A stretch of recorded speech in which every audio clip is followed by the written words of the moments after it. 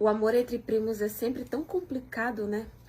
Ei, fica aí com a história nova. Por volta mais ou menos dos meus 15 anos de idade, eu viajei com a minha família para uma cidade do interior para conhecer alguns parentes. Parentes esses que eu nunca tinha visto em toda a minha vida, eram parentes da minha mãe. E nisso, chegando lá, eram todos muito queridos, sabe? Pessoas realmente muito boas, eu gostei bastante deles. E a minha tia, em específico, irmã da minha mãe, tinha um filho que, assim, ele tinha a mesma idade que eu. E logo quando a gente se conheceu, a gente já se olhou, assim, com outros olhos. Foi tipo um amor à primeira vista, sabe? Mas era primo, né? Era amor proibido. E eu evitava ficar, tipo, muito perto dele, sabe? A gente conversava, se divertia todo mundo junto e tal. Mas eu evitava ficar sozinha, eu evitava ter outros tipos de conversa, ter muita proximidade com ele, justamente porque eu sabia do interesse que ali tava nascendo em mim, sabe? E eu percebia que ele me olhava diferente. Então, por causa disso, eu tentava evitar ao máximo ficar muito perto dele, porque eu tinha medo de que evoluísse pra um outro nível de amor, sabe? E até que um belo dia, ele me confessou que estava sentindo algo a mais por mim também. E apesar de eu querer ficar com ele, eu falei que não ia acontecer nada, que não podia acontecer nada, porque era um amor proibido, sabe? Era pecado.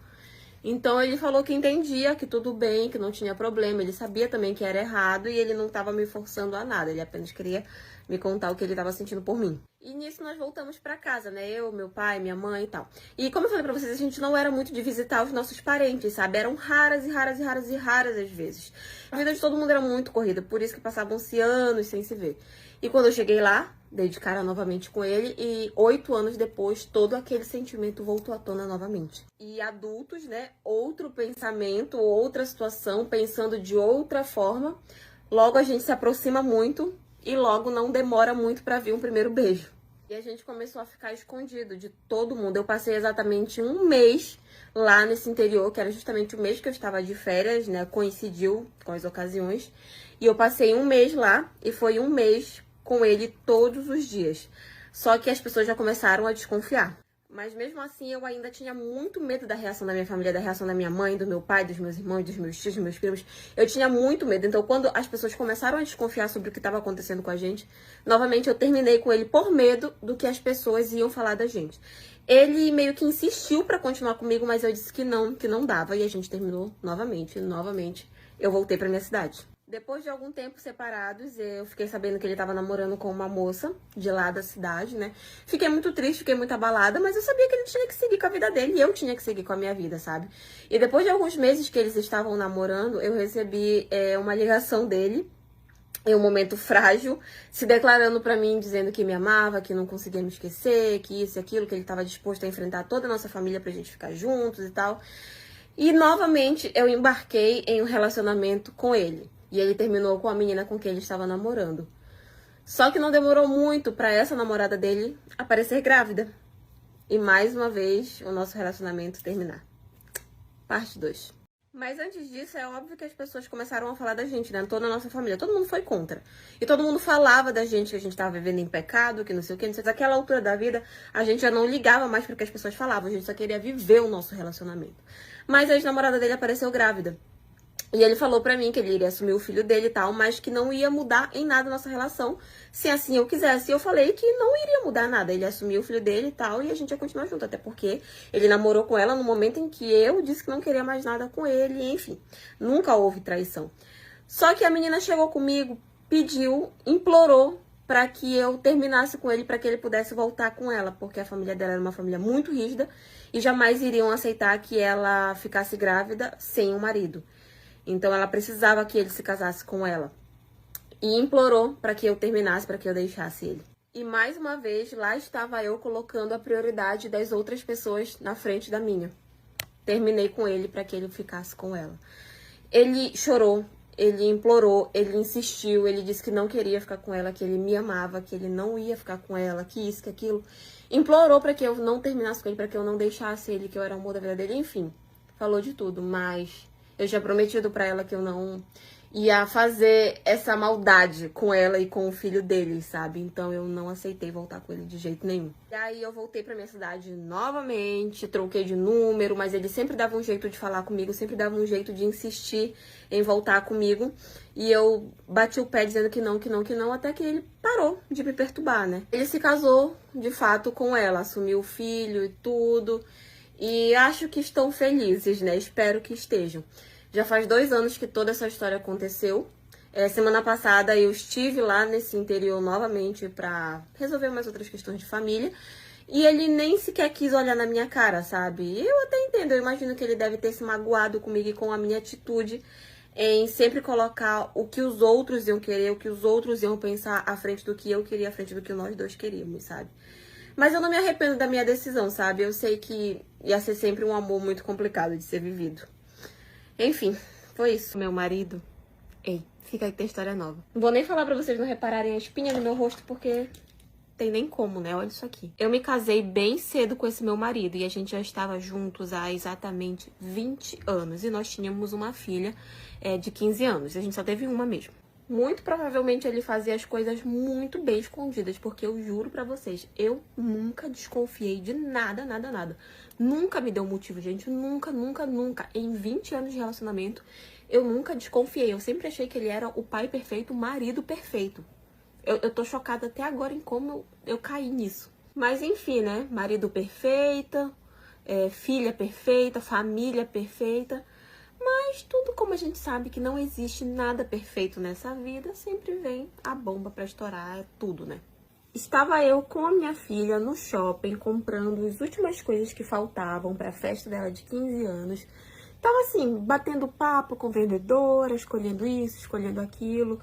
Quando, de repente, eu sinto um puxão no meu cabelo. Gente, mas foi o senhor puxão, sabe? Que arrancou até a minha alma do meu corpo. Arrancou e voltou.